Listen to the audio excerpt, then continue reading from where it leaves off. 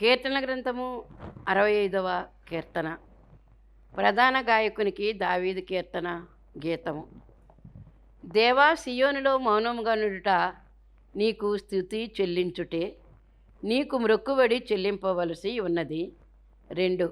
ప్రార్థన ఆలకించువాడా, సర్వశరీరులు నీ యొద్దకు వచ్చెదరు. దేవుడు తన పరిశుద్ధ వాక్యమును దీవించును గాక. ఆమేన్.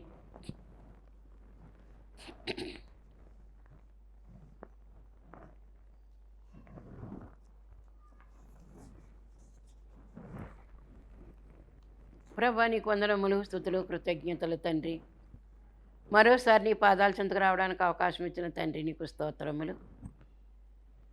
వాక్యము చదువుకున్నాము, వర్తమానము మాకు అవసరమైనది గనక ఏ మాటలు మీరు మాకు బోధించనై ఉన్నారో ఆ మాటలను ప్రభా మేము వినడానికి మమ్మల్ని సంసిద్ధం చేయమని అడుగుతున్నాను తండ్రి. స్తోత్రములు. విను బుద్ధిని, గ్రహించు శక్తిని ప్రసాదించమని వాక్య వర్తమానికుడయ్యన్న యేసునామమున అడుగుతున్నాను పరమ తండ్రి. ఆమేన్.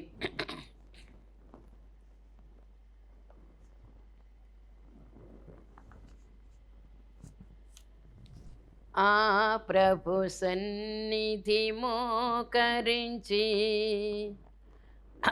ఆయన ముందర మ్రోకెదము, ఆయన మాటలు గైకొనినా అయ్యవి మనకెంతో మేలగును. రండి ఉత్సాహించి పాడుదము, రక్షణ దుర్గము మన ప్రభువే. దేవుని నామమున స్తోత్రం. మీ అందరికీ నా మరణాత. ప్రభు సన్నిధిని మోకరించుట, ప్రభు సన్నిధిని మౌనముగా ఉండుట, ఈ అంశాలు దైవజనులు చెప్పినటువంటి మాటలు ఏ విధంగా ఉన్నాయో అనేటటువంటిది మనము విందాము. కనుక సియోనులో మౌనముగా ఉండుట నీకు స్తుతి చెల్లించుటే అనే మాట అక్కడ 1వ నెంబర్ వేసి ఉంది. పుట్నోట్లో స్తుతి నీకు తగియున్నది అని. మౌనముగా ఉండుటే స్తుతి చెల్లించుట అనేటువంటి మాటను గురించి దైవజనులు చెప్పినటువంటి మాటలు కొన్ని మనము విందాము. కనుక దేవుని యొక్క మహాకృపను బట్టి ప్రభు యొక్క సన్నిధిలో మనం మౌనముగా ఉండుటకు నేర్చుకోవలసినటువంటి వారమై ఉన్నాము. అస్తమానం మౌనంగా అక్కడ కూర్చుని ఉండాలని కాదు. తండ్రి గారు మనకి ఏం చెప్పారంటే, కనీసం 1 గంట మౌనంగా ఉండండి. మీ జీవితాన్ని ఈ గంటలో ఆయనకు అప్పచెప్పుకోండి. మిగిలిన గంటలన్నీ కూడా రోజులు మీకు ఆశీర్వాదకరంగా ఉంటాయని చెప్పినటువంటి మాట తరచూ మనం వింటూనే ఉన్నాము. ఎందుకంటే ప్రార్థన ఆలకించేవాడు, స్తుతులు అంగీకరించేవాడు. కనుక ప్రార్థన చేయమని చెప్పినటువంటి తండ్రి యేసుక్రీస్తు ప్రభువారు ఈ లోకంలో ఉన్నప్పుడు మనకి చెప్పినటువంటి మాట.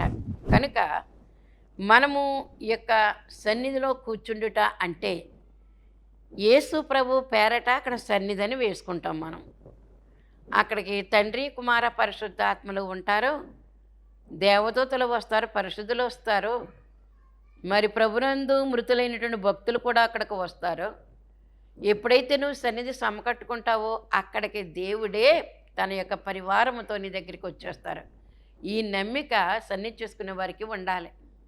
ఉన్నప్పుడు కలిగేటువంటి అనుభవాలు అన్నమాట మనకి చెప్తున్నటువంటి మాట. కనుక మనము వాక్యము ద్వారా మరి దేవుని యొక్క ప్రేమ, దేవుని యొక్క పరిశుద్ధత ఇందాకే చెప్పుకున్నాం కదా. నేను పరిశుద్ధుడనై ఉన్నాను, మీరు కూడా పరిశుద్ధులై ఉండినట్లుగా మిమ్మల్ని నేను ఏర్పాటు చేసుకున్నాను, కోరుకున్నాను, వేరుపరుచుకున్నానని చెప్పినటువంటి మాట. అందుకే ఈ వాక్యం ద్వారా, అంటే నీ వాక్యం ద్వారా నీ ప్రేమ, నీ పరిశుద్ధత, నీ శక్తి కనబడుతున్నది గనక ఈ యొక్క వాక్యము ప్రార్థనలోనిదని జ్ఞాపకం చేసుకోవాలి. ప్రార్థన ప్రార్థన ప్రార్థన భక్తులందరూ కూడా ప్రార్థన ప్రార్థన ప్రార్థన, సన్నిధి సన్నిధి సన్నిధి చేసి అనుభవించి మనలాంటి వాళ్ళకి చెప్పడానికి ఈ యొక్క ప్రసంగాలు రాసి పెట్టి ఉంచారు మన కోసం. కనుక ఇవి మనం చదవడం మట్టుకు మాత్రమే కాదు, వినాలి, వినటం మట్టుకు మాత్రమే కాదు, ఇతరులకు చెప్తూ ఉండాలి. అట్టి ధన్యత దేవుడు మనకు అందరికి కూడా ఇవ్వాలని కోరుకుంటూ ఉన్నాను. ఇక్కడ మనం చూసినట్లయితే కనుక సియోను అనే మాట ఒకటి, దేవానే ప్రార్థనాంశము, అది సంబోధించాము దేవుణ్ణి దేవాని. అప్పుడు సియోనులో మౌనంగా ఉండుట నీకు స్తుతి చెల్లించుటే అని కీర్తనాకారుడు చెప్తూ ఉన్నారు. కనుక సియోను అనే మాట, మౌనముగా ఉండుట అనే మాట, మూడవది స్తుతి చెల్లించుట అనేటువంటి మాట. ఇది మనం అర్థం చేసుకోవాలి.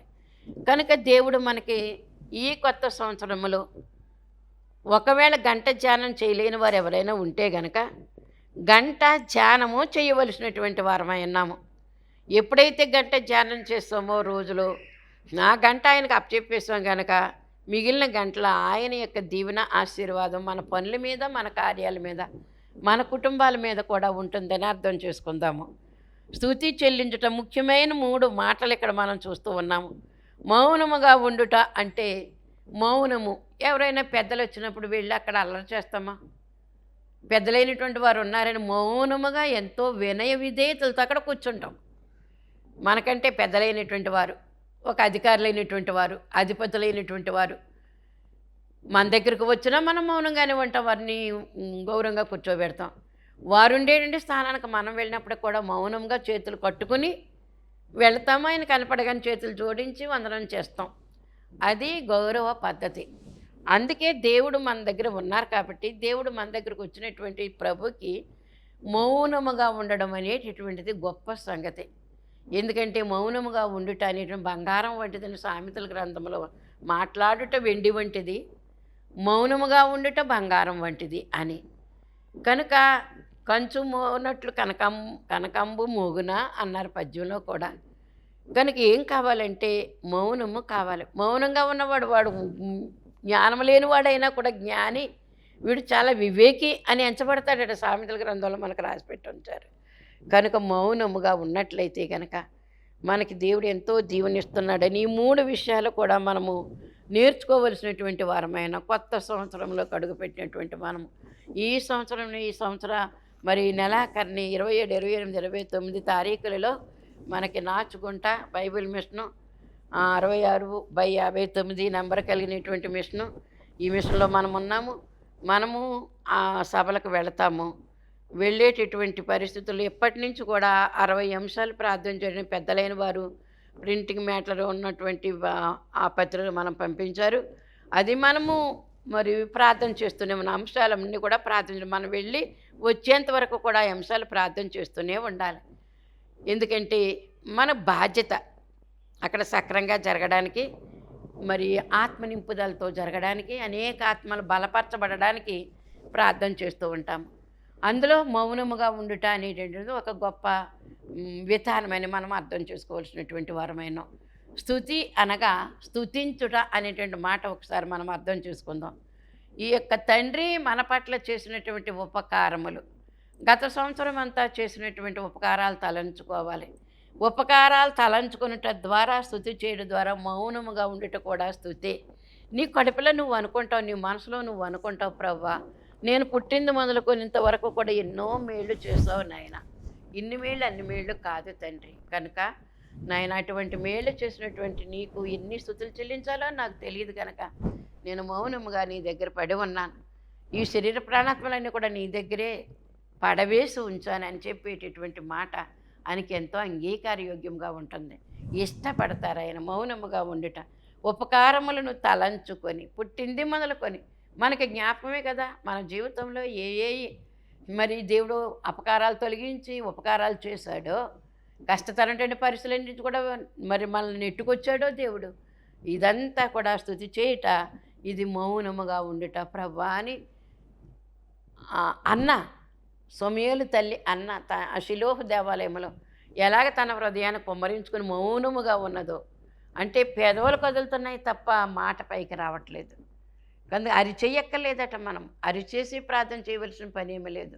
మౌనముగా స్తుతి చెల్లించుట, మౌనముగా నీ గుండెలు అక్కడ పగలగొట్టుకుని, ఈ కుండను అక్కడ పగలగొట్టుకుని దేవుని సన్నిధిలో విడజెప్పుకునేటటువంటి మాట. అది పైకి తెలియనక్కర్లేదు. ఏలీకే తెలియలేదు. ప్రధాని ఏలియా కాదు, ఏలీకే తెలియలేదు. ఆమె ఏం ప్రార్థన చేసుకుందాం. అందుకే నువ్వేం ప్రార్థన చేసుకుని ఇశ్రాయేలు దేవునికి అది నీకు నెరవేరిన కాక అని చెప్పి మొన్ను వెళ్ళరా అని చెప్పేశాడు. అంతే. నా సమస్య ఇదని చెప్పలేదు, ఏ సమస్య నీదని కూడా ఆయన అడగలేదు. మౌనముగా అక్కడ కుమ్మరించుకుంది. దేవాది దేవుడు ఆలకించాడు, గర్భాన్ని తెరిచాడు. సమూయేలునే ప్రవక్తన ఆమెకు కుమారునిగా ఇచ్చాడు. మౌనముగా స్తుతి చెల్లించుట అనేటువంటి మాట మనం అర్థం చేసుకోవాలి. కనుక దేవుని లక్షణాలు కూడా ఎత్తి స్తుతించవలసినటువంటి వారమై ఉన్నాం. దేవా నువ్వు వెలుగై ఉన్నావు అందుకు నీకు వందనాలు, దేవా నువ్వు జ్ఞానమై ఉన్నావు అందుకు నీకు వందనాలు, దేవా నువ్వు శక్తివై ఉన్నావు కనుక నీకు వందనములని ఆయన యొక్క స్తు గణ గణమంతా కూడా అంటే గుణగణములన్నీ కూడా ఆయన ఎదుట మనము ఎత్తి స్తుతించవలసినటువంటి వారమై ఉన్నాం. కనుక ఆయన యొక్క లక్షణములు కనుక దేవుని లక్షణం స్తుతించడమే. అందుకే మౌనముగా ఉండుట స్తుతి ఇవన్నీ కూడా మన కడుపులో మనం చదువు వచ్చినా రాకపోయినా మనం పండితులం అయినా కాకపోయినా స్తుతి మౌనంగా ఆయన యొక్క సన్నిధిలో పడి ఉండుట. మౌనంగా ఉండుట ఎట్లు స్తుతి అగినని అడిగే వారు కూడా లేకపోలేదు. మౌనంగా ఉండడము స్తుత, అదొక స్తుత. ఆ మౌనంగా ఉంటే సమాధానం దిగిపోయినట్టు కాదా అని అడిగేవాళ్ళు కూడా ఉన్నారు. అడిగేవాళ్ళ దగ్గరికి మనం సమాధానం చెప్పాల్సిన అవసరం లేదు. దేవుడు రాయించినటువంటి వాక్యం ఇదే ఇక్కడ మనకి 65:1 దేవా సీయోనులో మౌనముగా ఉండుట నీకు స్తుతి చెల్లించుటే. కనుక సమాధులు దిగిపోయే వరముగా కాదు, ఆయనకు స్తుతి చెల్లించే వరముగా ఈ సమయాన్ని ఆయనకు అప్పచెప్పేసి ఆయన సన్నిధిలో మౌనముగా ఉన్నాము. కనుక మౌనంగా ఉండుట అనేటువంటి మాట, మౌనంగా ఉండుట స్తుతి ఎట్లాగునని అడిగే వారికి ఈ వాక్యమే ఏంటే మౌనముగా ఉండుట స్తుతి అనేటువంటి వాక్యమే మనం చెప్పాల్సినటువంటి మాట.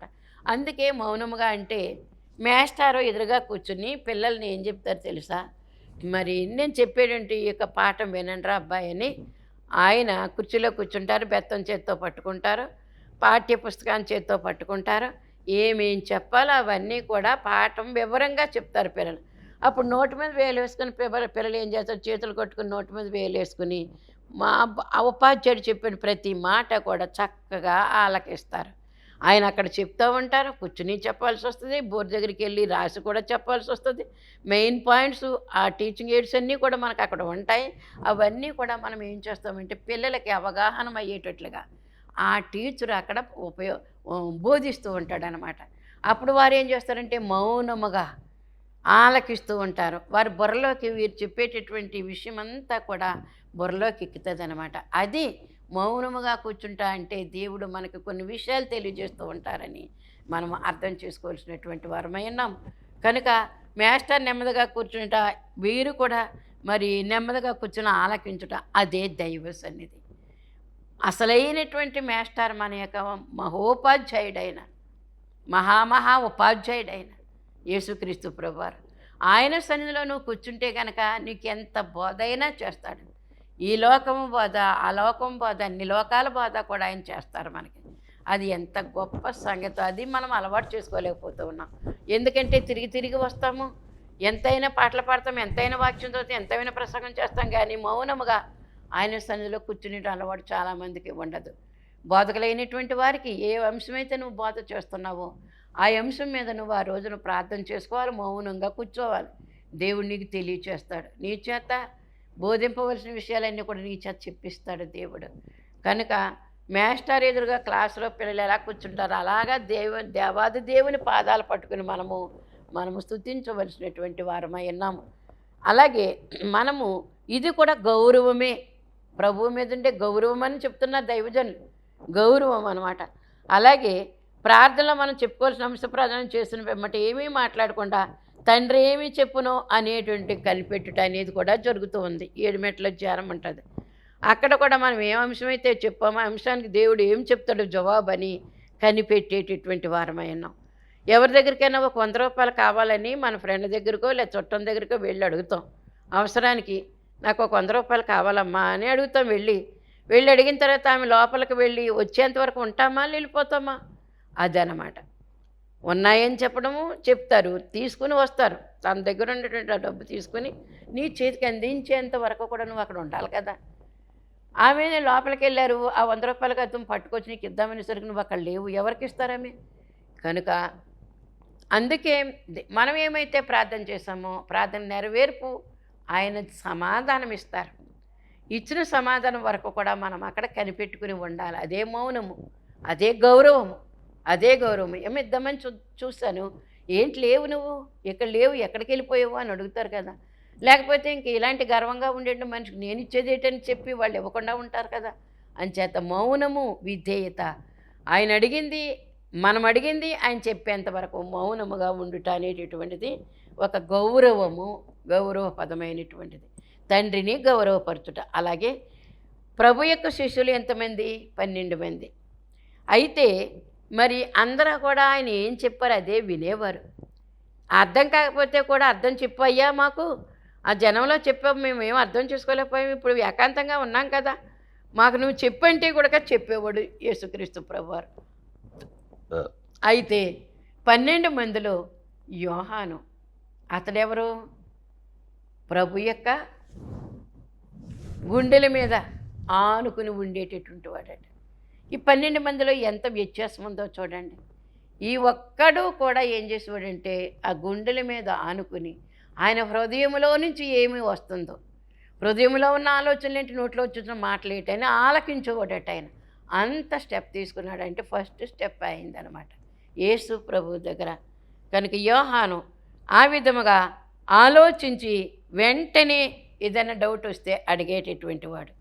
కానీ తక్కిన శిష్యులు వినటం వినేవారు కానీ అడిగేవారు కాదు. అందుకే క్లాసులో అందరూ మౌనంగా వినడం కాదు, ఎవడైతే లేచి నిలబడి ఒక క్వశ్చన్ చేస్తాడో అప్పుడు వాడే వింటున్నాడని అర్థం. మిగిలిన వాళ్ళు ఏదో నామకాగా వచ్చి నిలబడ్డారు, కూర్చున్నారు అనుకుంటాం తప్ప. కనుక ప్రశ్నించిన వాడికి ఆ సబ్జెక్ట్ అర్థమైంది. అర్థం కాని చోట ప్రశ్న అడుగుతున్నాడు అనమాట. వాడు అర్థం చేసిన ప్రయత్నం చేస్తూ ఉన్నాడు, అంతా అర్థమైంది. ఏదైతే క్వశ్చన్ చేస్తాడో అక్కడ వాడికి డౌట్ వచ్చిందనమాట. డౌట్ క్లియర్ చేసుకోవడానికి అడుగుతూ ఉన్నాడు. అది ఆ టీచర్కి ఎంతో ఆశ్చర్యం వేస్తుంది. ప్రశ్నించి అడిగినందుకు, ధైర్యంగా అడిగినందుకు కూడా ప్రశంసిస్తాడు. శభాష్రా, నువ్వు అడిగినందుకు నేను చక్కగా సమాధానం చెప్తానని విపులీకరిస్తాడనమాట ఆ టీచరు. అలాగే ప్రభు దగ్గర ప్రశ్న వేసి కూడా అడిగేటటువంటి ప్రశ్న ఉండాలి. దైవజనులు చెప్పినటువంటి మాట. ప్రభు మన దగ్గరకు వస్తారు, దూతలు వస్తారు, తండ్రి కుమార పరిశుద్ధాత్మ వేరువేరుగా కూడా వస్తారు, ఒక్కరుగా కూడా వస్తారు, తత్వంగా వస్తారు. వచ్చినప్పుడు మనం అడగవలసినటువంటి ప్రశ్నలు ఏమైనా ఉంటే కనుక అడగవలసిన వారమైనాం. ఎందుకంటే మోక్షమును గురించినటువంటి విషయాలు, పరలోకాన్ని గురించిన విషయాలు, దేవుని గురించిన విషయాలు మనం అడిగితే అని చెప్తారనమాట. లోక సంబంధమైనటువంటి వాటిని గురించి కాదు ఇక్కడ మనం చెప్పుకునేటటువంటిది. అందుకే మరి అందరం మౌనంగా ఉండేవారు. యోహాను నిదానించి తండ్రినే మహిమపరిచేవాడు.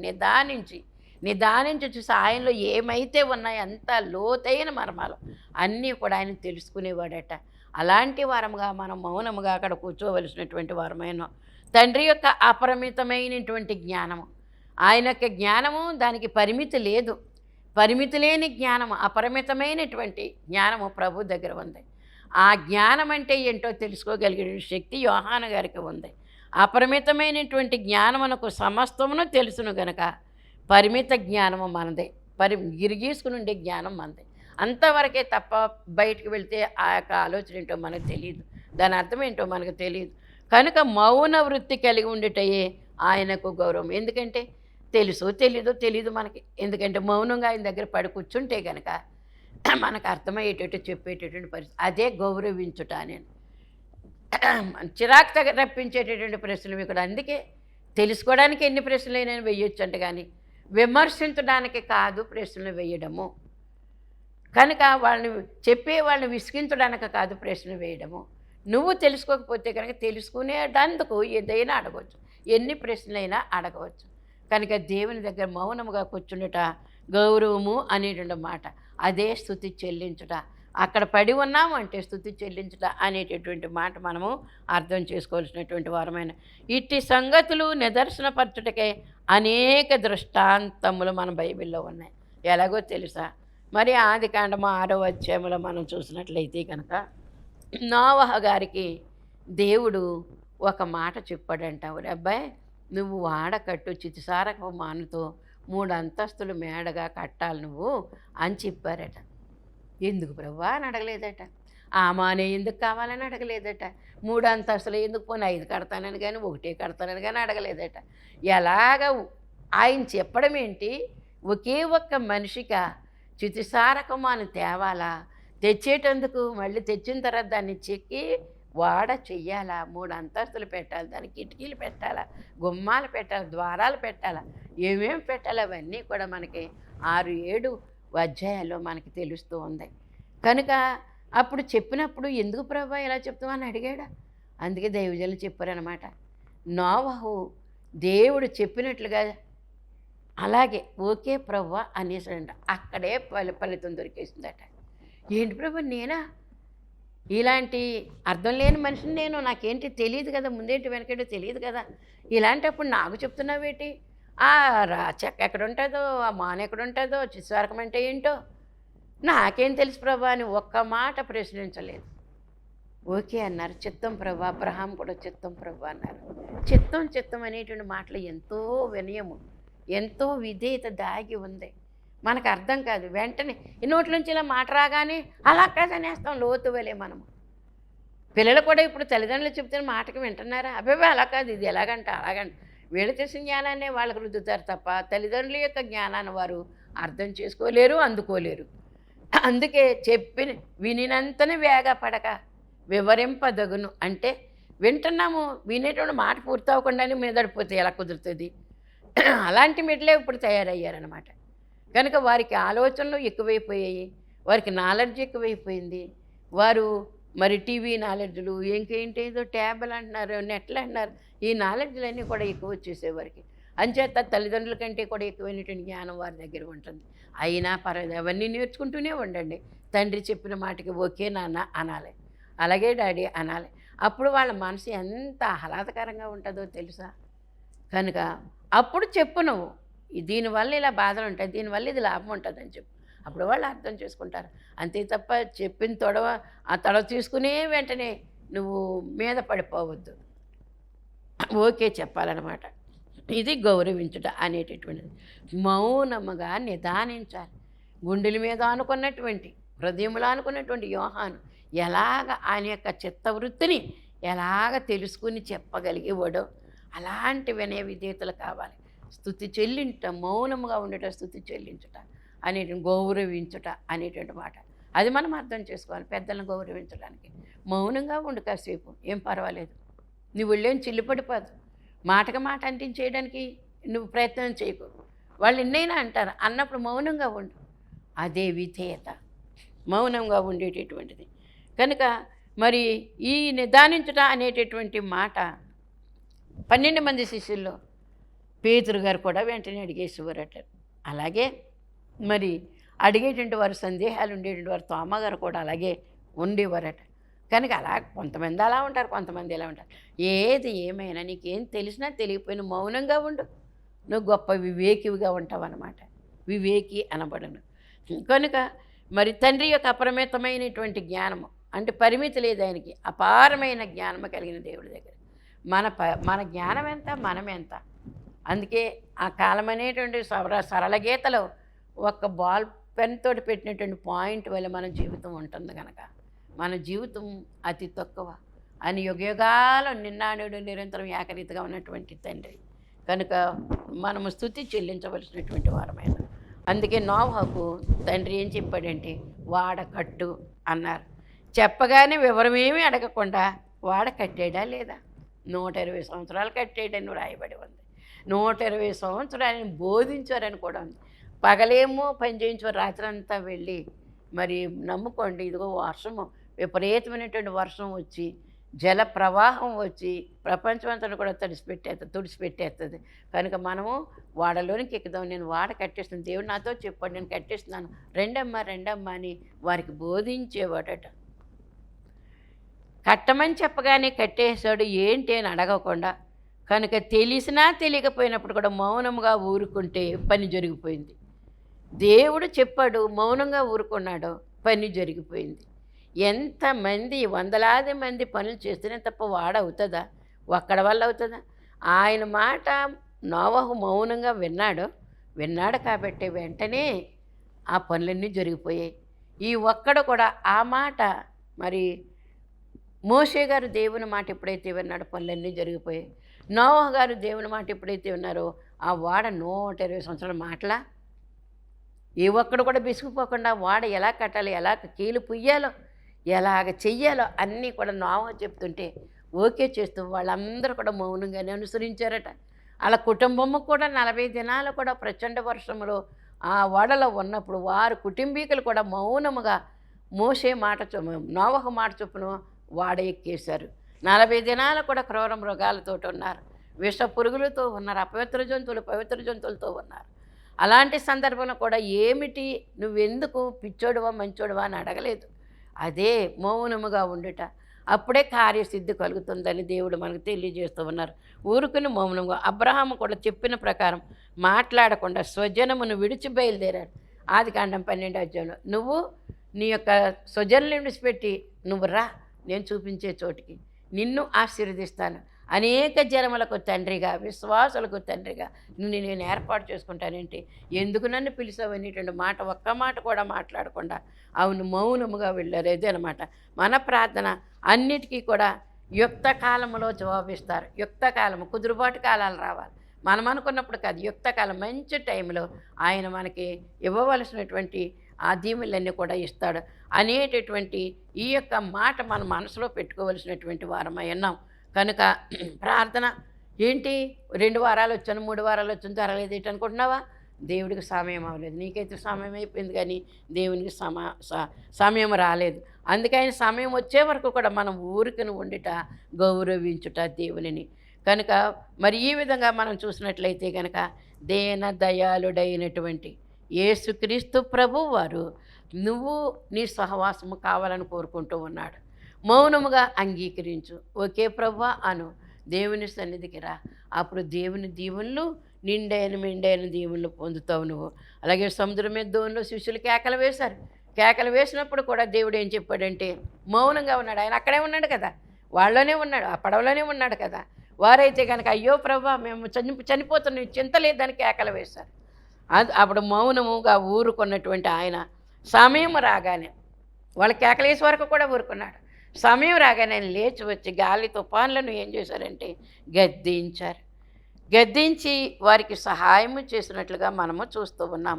కనుక ఇంకా రాకడ అన్నారని వాళ్ళు కూడా ఉన్నారు, మనల్ని ఏళన చేసేవాళ్ళు కూడా ఉన్నారు. వస్తారమ్మా వస్తారు, ఆయన చెప్పిన మాట ఎప్పుడు కూడా జవదాటలేదు, ఆయన మాట నెరవేరుతుంది, వస్తారని చెప్పి మనం మౌనముగా తల వంచుకొని ప్రభువుకు సమర్పణ చేసుకోవలసినటువంటి వారమై ఉన్నాం. ఇట్టి వారికే, మౌనముగా ఉన్నటువంటి వారికే దేవుడు ఏం చేస్తాడంటే ఎన్నో దీవెనలు ఇస్తూ ఉంటారన్నమాట. అడగకుండా ఉండేటువంటి బిడ్డలు ఉంటారు. వాళ్ళు ఆకలేస్తుందని అడగరు. కొంతమంది బిడ్డలు తల్లి ఏం చేస్తుంది తెలుసా, వాడికి ఆకలేస్తుందని కనిపెట్టి వాడికి కావలసినవన్నీ కూడా సమకూరుస్తుంది తల్లి. కనుక అడుగుట ముచ్చట, అడగకు ఇంకా ముచ్చట. కనుక దేవుడు మౌనము, సియోనులో మౌనముగా ఉండుట నీకు స్తుతి చెల్లించుటే, నీకు మ్రొక్కుబడి చెల్లించవలసి ఉన్నది. స్తుతి చెల్లిస్తూ ఉన్నాము, మాకు కార్యాలు చేస్తూ ఉన్నావు, నీకు మొక్కుబడి చేసుకున్నాం ప్రభా, ఈ కానుక మేము మొక్కుబడి చేసుకున్నాం, ఈ వస్తువు మేము మొక్కుబడి చేసుకున్నాం ప్రభా అని అనేటటువంటి పరిస్థితి అనమాట. నూతన సంవత్సరంలో నూతన కార్యములు జరిగించుకోవడానికి ప్రభుపాద సన్నిధి అన్నారు. సాధు సుందర్ సింగ్ గారు కూడా ప్రభుపాద సన్నిధి అనేటువంటి పుస్తకాలు 2, 3 కూడా ఉండేవి. నేను మరి మొదట్లో ఉండేటప్పుడు ఆ పుస్తకాలు ఎవరో చదువుతానని తీసుకుని మళ్ళీ నా చేతికి ఇవ్వలేదు. తర్వాత మళ్ళీ అవి నాకు దొరకలేదు, ఎక్కడ కూడా కొందామంటే కూడా. కనుక ప్రభుపాద సన్నిధిలో ఎన్ని ఘనకార్యాలైనా జరుగుతాయి. కనుక నేను మీకు తెలియజేసేది ఏంటంటే ఈ నూతన సంవత్సరంలో తెల్లవారుజామున మీరు 3 గంటల నుంచి 6 గంటల లోపు వరకు 1 గంట నిర్ణయం తీసుకోండి. తీసుకొని దేవా నాకు కనపడి నాతో మాట్లాడు, అందరికీ కనపడి అందరితోనూ మాట్లాడు, ఆమెను అనుకుని మీరు మౌనముగా మోకరించగలిగితే ఫస్ట్ మెథడ్ అది. అలా కాదు కింద మోకరించి ఉంటాను నేను అనుకుంటే అలాగుండు. నువ్వు ఏమో చేయలేకపోతే కనుక, శరీరం సహకరించకపోతే కనుక నువ్వు ఎలాగైనా ఉండు. గంట ఆయన సన్నిధిలో సియోనులో మౌనముగా ఉండుట నీకు స్తుతి చెల్లించుట, అట్టి స్తుతి చెల్లించుట అనేటటువంటి భాగ్యాన్ని దేవుడు మనకిచ్చి 2వ రాకడకు ఆయత్తపరచును గాక. ఆమేన్. ప్రభువా నీకు వందనాలు, స్తుతులు, కృతజ్ఞతలు. తండ్రి, ఈ యొక్క నూతన సంవత్సరంలో నీ యందు కనిపెట్టుకొని కొత్త విషయాలు మేము తెలుసుకునేటటువంటి కృప మాకు దయచేసి మీరు మహిమ పొందమని వినిన వాక్యం అంతరంగంలో ముద్రించుకున్నట్టుకు మా శక్తి చాలదు. మీ రక్తంతో ప్రతిష్ఠించి ముద్రించి జ్ఞాపం చేసుకుని మననం చేసుకుని నెమరవేసుకుని ఆ చొప్పున జీవించు కృప మాకందరికీ కూడా దయచేయమని, అలాగే ఈ నెలాఖరున జరగనైనటువంటి 27, 28, 29 తారీఖుల్లో జరిగినటువంటి మహాసభలు నీ చేతులకు అప్పగించుకుంటున్నాం. ప్రయాణాలు, అక్కడ నుండి ఆధ్యాత్మిక పరిసరాలన్నీ కూడా సమస్తం అనుకూలంగా ఉండేటప్పుడు సహాయం చేసి మీరు మహిమ పొందమని, అతి శీఘ్ర కాలంలో పెండ్లి కుమారుడిగా మా కొరకు రానయ్యన్న యేసు అతి పరిశుద్ధ నామమున మిక్కిలి వినుముతో బ్రతిమలాడి వేడుకొంచున్నాను పరమ తండ్రి. ఆమేన్. మరణాత.